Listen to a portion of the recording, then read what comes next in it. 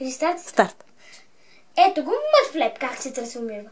Първо краката така навътре и ги дигаш нагоре. Така.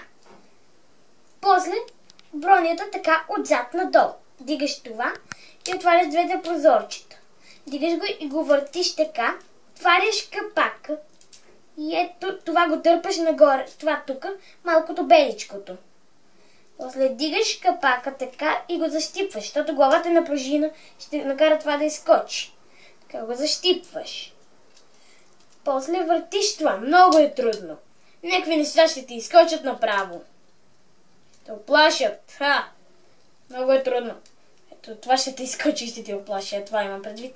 Ще изскочи и ще те оплаши. Пак го закачаш. После не натискай, тук не го натискай. Така съединяваш. И така. Така долу. И това пак изкача. Така пак го закачиш. Това така настрани. Открепва се. Просто го сложиш пак. Не е края на света. Хайде. Ще го остане така за сега.